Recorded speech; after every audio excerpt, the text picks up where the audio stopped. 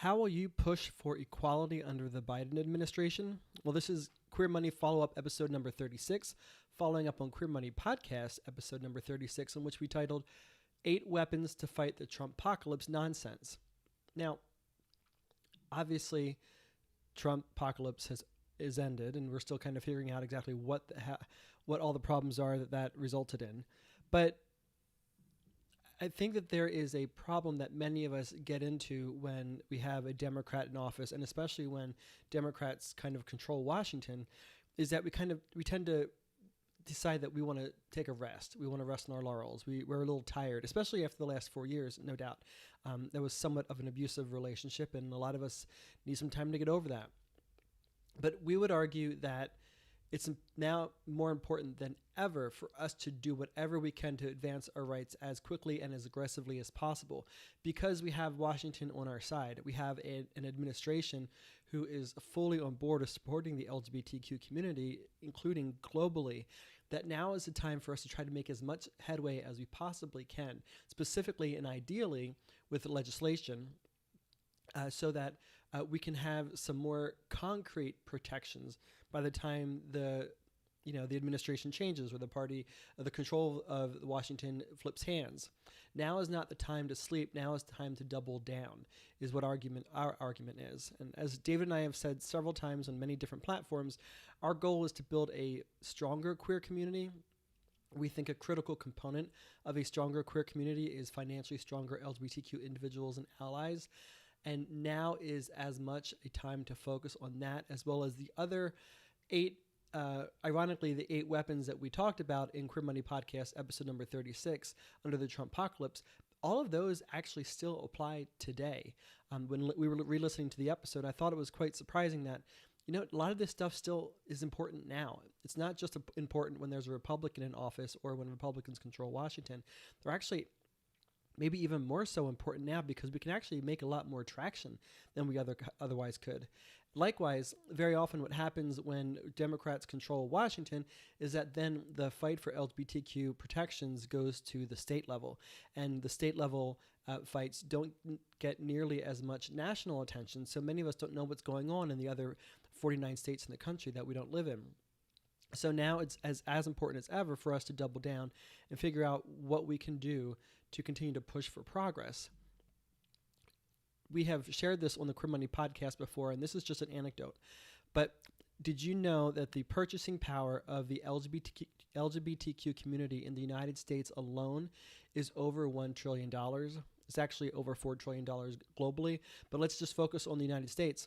If every single LGBTQ person in the United States gave just 1% of their spending power to LGBTQ causes, we'd have $10 billion going towards LGBTQ causes and fighting for LGBTQ rights. That is a lot of money, and that is a lot of influence. That is a lot of power. And if we use that money wisely, we can make a lot of progress for LGBTQ rights, which is exactly why David and I talk about the need for financially sound, independent, secure LGBTQ individuals and allies. So on this particular episode, we talked about 8 weapons that we can use during the Trump-apocalypse, the 4 years that we had to all endure that, to continue to help protect ourselves, if not even make some sort of advancements. Well, obviously, we made no advancements. We actually lost some headway. But hopefully, we were able to, with our aggressive nature, we were able to protect ourselves to some degree. But like I said, all of those 8 tools still apply now. So such examples include continuing, as I said earlier, continuing to work towards your own individual financial security and become an advocate for your local community, your circle of friends, to become financially independent, and encouraging them to donate their time and money and resources to LGBTQ causes. Another thing that a lot of us don't think about doing, and we would encourage you to start thinking about it now. We've talked with Todd Sears of Out Leadership a couple times on the Queer Money podcast about this, but now it's very important for us to start to step up and step out in our own companies, in the organizations where we work. We need more LGBTQ leaders in C and E suite level positions. We need to have more visibility on the boards of these organizations. We need to have much more of an influence.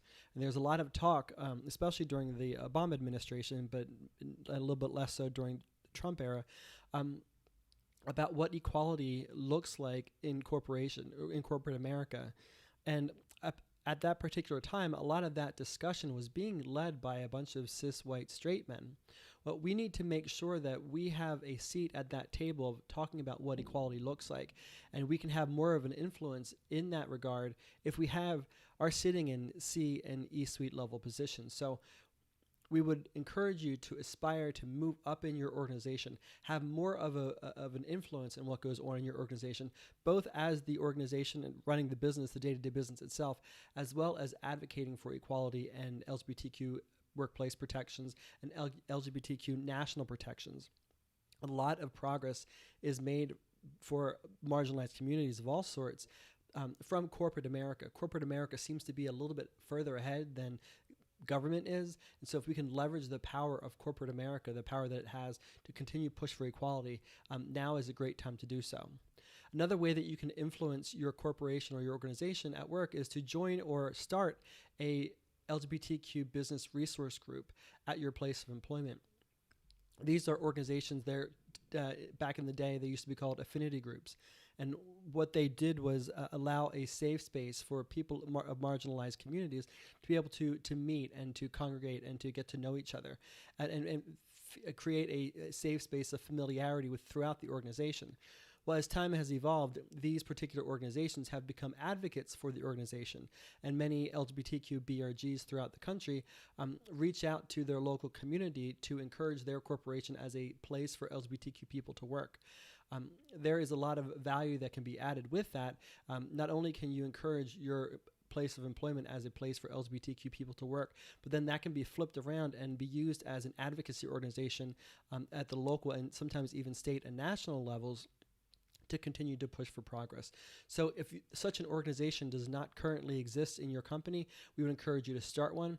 If an organization does already exist, we would encourage you to continue joining that and then doing whatever it is that you can to position your corporation as a leader in LGBTQ workplace protections and LGBTQ rights at a national level. And then finally, as I alluded to earlier, very often when there are Democrats that control Washington, the fight for LGBTQ rights goes down to the state level, and that doesn't get as much attention. So we would encourage you, to the extent possible, to get active in your local politics, whether you're joining advocacy groups or nonprofits or supporting nonprofits or advocacy groups. That's great. If you want to start becoming a local politician yourself, that would be wonderful. And if that's not an option for you, then support those in the LGBTQ community who are interested in doing that. They need your support. They need your vote. They need your dollars. So to the extent that you can support them or become one of them, that can help continue to push for equality. Even as we have a very amicable administration towards the LGBTQ community, now is a time to continue to push even harder than we ever have before. We share 4 more tips to survive the Trump-pocalypse that still apply during the Biden administration. So we would encourage you to listen to episode 36 of the Queer Money Podcast to get all 8 of those recommendations. I want to thank you for joining us for another Queer Money follow-up.